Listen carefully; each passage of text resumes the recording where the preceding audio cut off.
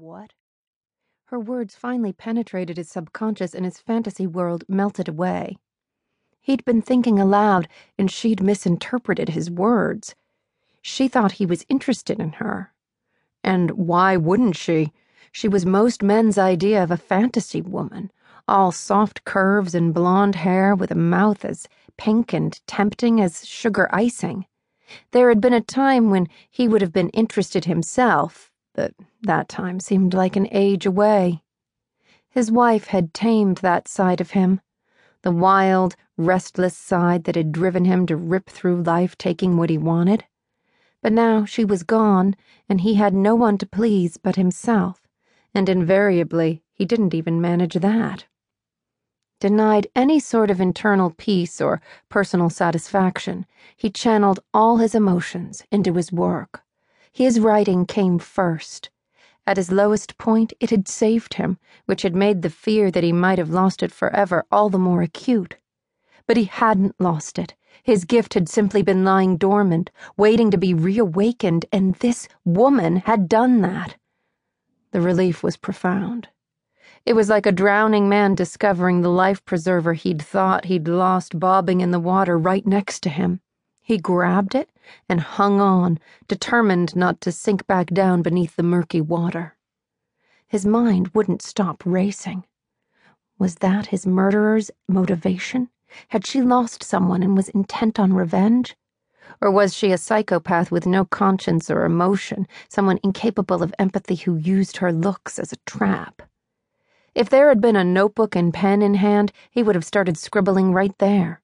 For the first time in months, he felt an almost overwhelming urge and impatience to open his laptop. He wanted to sit down and write. He wanted to write and write until the book was finished. He could feel the idea growing inside him. His mind was like a dry riverbed after a flood, replenished, drenched with ideas. Finally, after months of waiting for inspiration, he'd found his murderer. He thought she was perfect? His reaction was unexpected given everything she knew about his life. Over the many slices of cake she'd shared with his grandmother, she'd discovered that Lucas Blade had shown no interest in dating since he'd lost his wife 3 years ago, despite the repeated attempts by various women to engage his attention. His life was a shadowy mystery, a private wasteland of grief and hard work. He wrote, he participated in whatever international book tours were required of him, he spoke, he signed books. In between the forced public appearances, he shut himself away. He displayed all the signs of a man who was going through the motions. He'd deflected his grandmother's less than subtle attempts to introduce him to suitable women, all of which made it all the more surprising that he was looking at her as if she was the answer to his dreams. She wasn't convinced he was the answer to hers, although there was no arguing that he was outrageously good-looking in a rough, buyer beware type of way.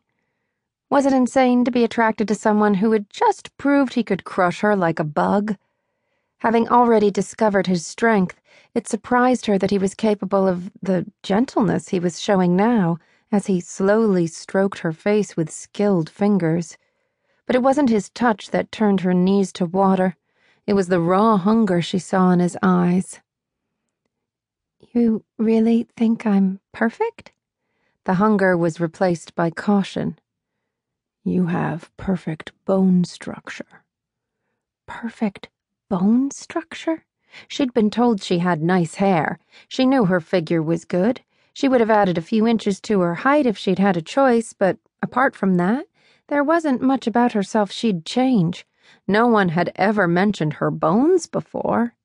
He stared at her from every angle until Eva grew more and more uncomfortable. Lucas Blade was a mega-successful writer with an international reputation and a global audience of fans, but that didn't change the fact that he was basically a stranger surrounded by an aura of dangerous tension. He prowled rather than walked, glowered rather than smiled, and right now he was studying her as if he was a predator and she was his next victim. His words rang in her head. "You never know."